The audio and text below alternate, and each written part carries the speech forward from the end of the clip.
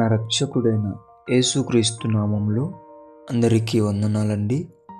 ఈరోజు దేవుని మాటలు యెషయా గ్రంథము 61వ అధ్యాయం 1వ వచనం.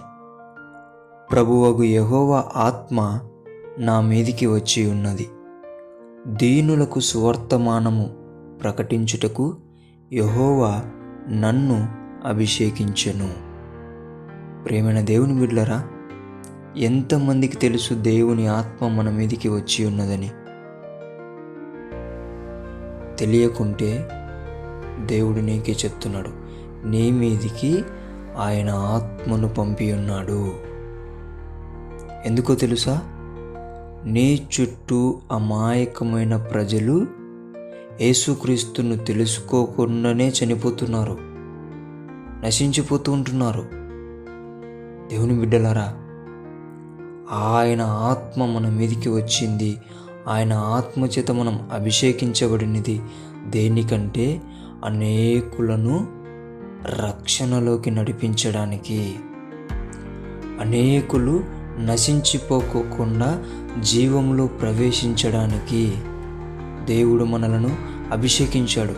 కొంతమంది నేను బాగా పాడలేకపోతున్నానే, నేను వాక్యం బాగా చెప్పలేకపోతున్నానే, నేను ఆరాధన చేయలేకపోతున్నానే, నేను ఆ పరిచర్య ఈ పరిచర్య చేయలేకపోతున్నానని బాధపడుతూ ఉంటారు. అయితే దేవుని బిడ్డలారా, మీకు ఒక మంచి మాట, దేవుడు మిమ్మల్ని అభిషేకించింది సువార్త నిమిత్తము. దేవుడు మిమ్మల్ని అభిషేకించింది ఆయన సువర్తమానము ప్రకటించుటకు.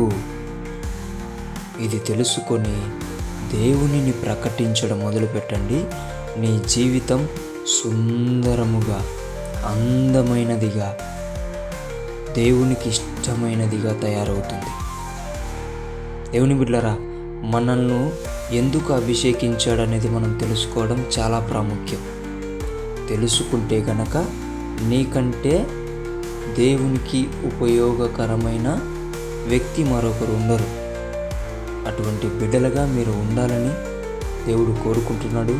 అందు నిమిత్తమై దేవుడు నిన్ను ఎందుకు అభిషేకించాడో ఈరోజు తెలియజేయడం జరిగింది. దాని నిమిత్తమై ప్రయాసపడు, దాని నిమిత్తమై ప్రార్థన చెయ్యి, దాని నిమిత్తమై పోరాడు. దేవుడు నీకు సహాయం చేయునుగాక. ఆమేన్. ప్రార్థించుకుందాం. దేవానికి వందనాలు, స్తోత్రాలయ్యా. నీ బిడ్డలైన ఎంతోమంది నిరుత్సాహంలో పడుతున్నారయ్యా తండ్రి. వారికి లేనిదాన్ని వారు చేయాలనుకుంటున్నారయ్యా.